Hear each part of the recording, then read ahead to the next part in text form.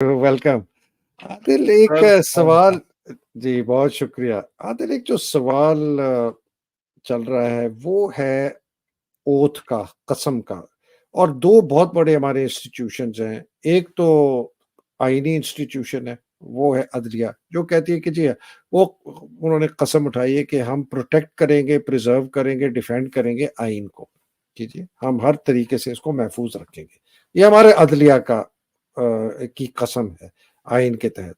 फिर हमारे फ़ौज की कसम है। फ़ौज कहती है कि जी मैं मुल्क का दिफ़ा करूँगी, मैं आइन का दिफ़ा करूँगी और मैं सियासत में हिस्सा नहीं लूँगी।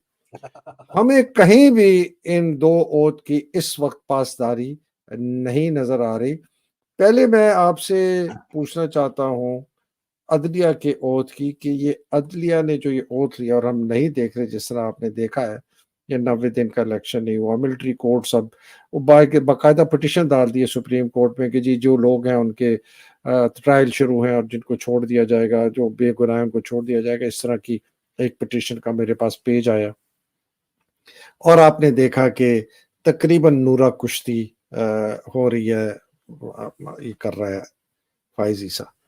तो ये इधर से कुछ उम्मीद है अदलिया से? देखिए सर, बेसिक प्रॉब्लम है ना, अदलिया और फौज, मुझे दोनों को इकट्ठा प्लीज कर लेने दें। जी, इकट्ठा कर लें। बेसिक प्रॉब्लम आपका जो है वो ये है कि एक जमाना था जब एन ऑफिसर एंड जेंटलमैन का एक कॉन्सेप्ट था, काजी का एक कॉन्सेप्ट था, जज साहब का एक कॉन्सेप्ट था, इज्जत थी। ये मामला 80s में आपको खराब होता नजर आता है, ज़िया-उल-हक के दौर में, जब कोल्ड वॉर में आपके पास बेताशा डॉलर आना शुरू होते हैं, बक्सों में डॉलर जनरलों के घर भी जाते हैं। जो मौलवी साइकिल पे होता है वो लैंड क्रूजर के ऊपर आ जाता है, जो जनरल टोयोटा करोला और टोयोटा क्रेसेडा में मैक्सिमम होता है वो मर्सिडीज बुलेट प्रूफ के ऊपर आ जाते हैं। स्टाफ कार्स की बात कर रहा हूँ। उनकी बेतहाशा जो है इजाफा होना शुरू हो जाता है उनके पर्क्स एंड प्रिविलेजेस में। और उसके बाद ये सिलसिला कंटिन्यू करता है इस हद तक कि जज साहिबान की जो सिक्योरिटी हाई कोर्ट की है, सुप्रीम कोर्ट की है, वो नेक्स्ट लेवल की होती है। उसमें रेंजर्स, पुलिस, आर्मी तक जो है इंक्लूड होती है, और फॉर द राइट रीजन ही होती है। लेकिन एक वीआईपी प्रोटोकॉल उनको दिया जाता है। इसी तरह जर्नलों का आप अंदाजा करें कि बाथरूम्स तक, कमोड तक जो है, जो जर्नल का अलग, पार्किंग उसकी अलग है, प्लॉट का तो आप बात ही ना करें ना, जो उनको बेनिफिट्स हैं वो अलग है। ऑफिसर्स चुप कर जाते हैं, जूनियर जुडिशरी चुप कर जाती है। उसको जो बताया जाता है, जहां से जो हुक्म आता है, चाहे वो लीगल है इलीगल है, उसके ऊपर वो लबैक कहता है, यस सर कहता है, चुप करके साइन करता है। क्योंकि जूनियर जुडिशरी का जो जज है वो हाई कोर्ट में जाना चाहता है ताकि वो एक दफा ही हाथ मारे, और ऐसा हाथ मारे कि उसकी फिर पुश्ते नस्लें बैठ के खाएं, क्योंकि उसको नजर आ रहा है इस तरह हो रहा है। और आपका जो आर्मी ऑफिसर है वो इस इंतजार में चुप करके कोडा हो के, चाहे उसके साथ जो मर्जी हो रहा है, वो चुप कर जाता है। वो कहता है करण दो जड़ा भी कर रहे ने, मैनू जरनैल बन लें दो एक दफा, या मुझे मैक्सिमम अपना रैंक अटेन कर लेने दो। जहां पता होता है ऑफिसर्स को कि अब मेरा इससे आगे गेम नहीं है, ब्रिगेडियर बन गया हूं, मैं कर्नल बन गया हूं, जितनी भी है। वो फिर वो अपॉइंटमेंट सिफारिशें दाएं बाएं जाके कराता है। एफसी में विंग कमांडर चला जाऊं मैं, कहीं कहीं मैं मतलब एनएलसी के अंदर घुस जाऊं मैं, कहीं मैं सिविल इंस्टीट्यूट में, जहां मैं माल बना सकूं, खा सकूं। लेकिन मेजोरिटी जो है वो जनरलशिप करना चाहती है, जनरल बनना चाहती है। गाजर टोनी बन के फिर रहे होते हैं। हुँ। मेरे आपके जैसे फाइटर्स जो है बहुत कम है, रह ही नहीं गए। वो एक रेयरिटी है जरूर, है जरूर, जिनके ऊपर ये फौज चल रही है, जिनके पागलपन की वजह से ये फौज आज दिन तक चल रही है और पाकिस्तान अभी तक बचा हुआ है। लेकिन वो they are not going to make generals, they are not going to make into the higher ranks. It is evident because they're big mouths like me and you. They speak their heart out. ठीक है sir. तो system को जो दीमक लगी है वो materialism की लगी है। और ये मटेरियलिज्म की जो दीमक है, ये 80 में जो डॉलर आने शुरू हुए हैं वहां से लगी है। अब इसका इलाज क्या है? इलाज तो सब चेक्स एंड बैलेंसेस के ऊपर है। जर्नैलों से इतने ज्यादा पर्क्स एंड प्रिविलेजेस वापस लेने चाहिए सर। ये जर्नैल अमेरिका की गुलामी करते हैं तो अमेरिकी जर्नैल तो अपने बूट तक खुद पॉलिश करता है सर। ये इनकी बदमाशियां खत्म होनी चाहिए यहाँ पे सर। ये पब्लिक सर्वेंट है सर, ये सारे के सारे। They should be accountable to public. ये तो ये ये आदिल ये देखें ना, ये बार-बार मैं दिखाता हूँ। सर, ये जो हमारे कायदे-आज़म ने फरमाया था कि Do आप not ये forget, भूलिए ना do not forget that the armed forces are the servants of the people. ये मत भूलो कि अफवाज जो हैं वो अवाम नौकर की है, गुलाम है, नौकर है। नौकर है अवाम के। You do not make national policy, तुम लोग नेशनल पॉलिसी नहीं बनाते, it is we the civilians, ये हम सिविलियंस जो हैं who decide these issues, जो इन मामलात को तय करते हैं, and it is your duty to carry out these tasks, और तुम्हारी ये ड्यूटी है कि तुम ये टास्क जो इनको पूरे करो with which you are interested, जो तुम लोगों के ऊपर दिए गए। और कायदे आजम की एम्बुलेंस खराब हो जाती है फिर सर इस तरह की बातें करने के ऊपर। इतना बड़ा माफिया है सर, आप अंदाजा करें। मैंने सर जिस वक्त ये बात शुरू की है साउथ वेस्ट लंदन में, मेरा पूरा नानका यहाँ पे 60s में सेटल है, 60s से 1960 से यहाँ पे सेटल है लंदन के अंदर सर।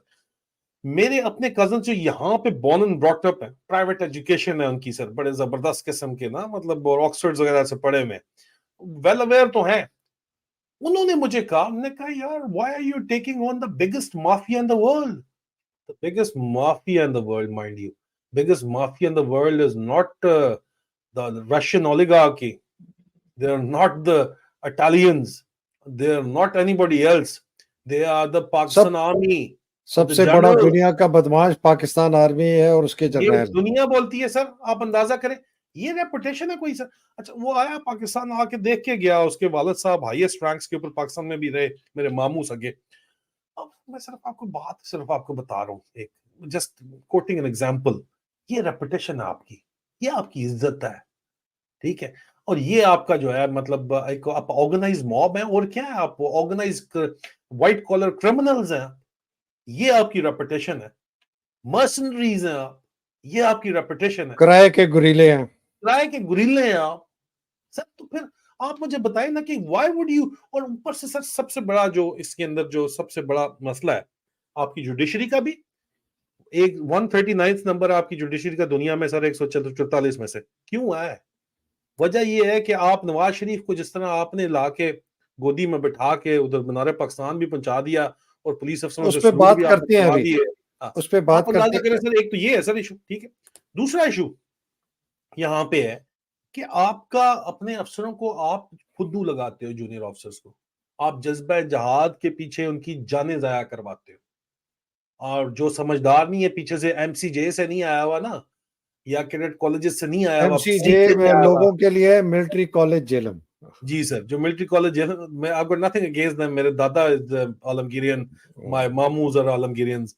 मैं आपको सिर्फ बता रहा हूँ कि जो उधर से जिन भाई जिन्होंने नहीं बताया हुआ ना कि ये फुद्दू लगा रहे हैं तुम्हें, कैरियर पे तवज्जो दो, don't fall into this trap. तो आदिल जज्बे एक जहाद के चक्कर में आप अपने जवान बच्चे मरवाई जा रहे हो सारे के सारे।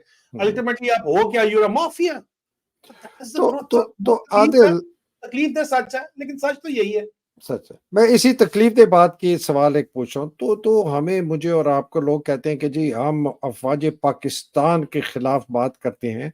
मैं थोड़ी सी क्लैरिटी देना चाहता हूँ कि हम कोई पागल होगा जो किसी मुल्क के अंदर मजबूत फौज ना चाहता हो, कोई पागल ही होगा जो मजबूत इंटेलिजेंस एजेंसियां ना चाहता हो। लेकिन हमें किराए के गुरीले और माफिया और बिके हुए जो है ना कुत्ते नहीं चाहिए। हमें मुहिब्बे वतन अफसर चाहिए, मुहिब्बे वतन एनसीओ जेसीओ सूबेदार चाहिए, जो मुल्क का दिफा करें, आइन का दिफा करें और सियासत में ना हिस्सा लें। हमारी जंग उन लोगों के साथ है जो कि मुल्क का भी दिफा नहीं करते, जो आइन का भी दिफा नहीं करते और जो सियासत में हिस्सा लेते। जी आदिल, रैप अप कर रहे हैं, फिर अगले सर पे चल। रैप अप करने में ये है कि चलो अभी मैं नाम नहीं लेता, आपको पता ही है, इस वक्त सर्विंग जनरल है मेरी फैमिली में एक, उन्होंने मुझे कहा बात सुन, तू ये जो तू कुछ कर रहा है ना, तू फौज का नाम मत लिया कर, तू पाकिस्तान का नाम लिया कर। और पाकिस्तान बात हो रही थी कि जी आप मुझे कह रहे थे कि तुम सीधे हो जाओ, तुम्हारी वजह से पूरी फैमिली मसले के अंदर है, तमाम कजन्स जो है मसले के अंदर हैं, हम रिश्तेदार अजीज जो हैं वो प्रॉब्लम के अंदर हैं, मत करो इस तरह। तो मैंने कहा जी क्या करूं फिर? तो तुम बोलो कि ये जो कुछ भी है मैं जो कुछ भी कर रहा हूँ ये गलत फहमी की बुनियाद के ऊपर है, इस तरह की बातें करो। मैं कहा अच्छा जी। फिर मैं इनकी साइकी पढ़ रहा था, इनकी साइकी है, दे नेवर से कि जी पाक फौज के जर्नैल जो हैं वो करप्ट है, नहीं। वो कहेंगे, वो अपना नहीं कहेंगे या पाकिस्तान फौज के अंदर ये प्रॉब्लम है, नहीं, पाकिस्तान के अंदर ये मसला है, पाकिस्तान का ये प्रॉब्लम है। अपने आप के ऊपर लबादा उड़ा हुआ है उन्होंने नेशनलिस्टिक एक फोर्स का, there is selfish bunch of some generals and the Tony officers who people who want to become generals. ठीक। Rest are like me and you जिनके दिल में दर्द है इस कौम का। तो आदिल, बेसिकली कंक्लूजन ये, हमें ऐसी फौज नहीं चाहिए, हमें ऐसी बिकाऊ फौज नहीं चाहिए, हमें अमेरिका के टट्टू नहीं चाहिए, हमें वो जर्नैल नहीं चाहिए जो इस फौज को इस्तेमाल करते हैं अपने काम के लिए और यंग अफसरों को, जवानों को, एनसीओ जेसीओ को शहीद करवाते हैं और उनके खूनों पे फिर ये सर अपनी हमें ये सियासत करते कमांड इंफ्रास्ट्रक्चर नहीं चाहिए, हैं। हमें कमांड इंफ्रास्ट्रक्चर नहीं चाहिए, हमें आयन का आर्टिकल 199 क्लास 1 और 3 नहीं चाहिए जिसमें इनको टोटल अंधी पावर मिल जाए, जो मर्जी बिल्कुल ठीक। आने वाले में करना है वो करते रहे। हमें ये नहीं चाहिए सर, हमें चाहिए यहाँ पे सुप्रीमेसी ऑफ कॉन्स्टिट्यूशन चाहिए, even in the army. This is और व्हाट बिल्कुल सही है आदिल, और इसका रिफॉर्म जो है ना वो शुरू होगा उसी पहली एक फंडामेंटल प्रेमिस से कि हमें किस किस्म के सिक्योरिटी खदशात है पाकिस्तान को, और उस सिक्योरिटी खदशात के लिए हमें किस किस्म की फौज चाहिए। बहुत शुक्रिया Adil, thank you very much, बड़ी मेहरबानी।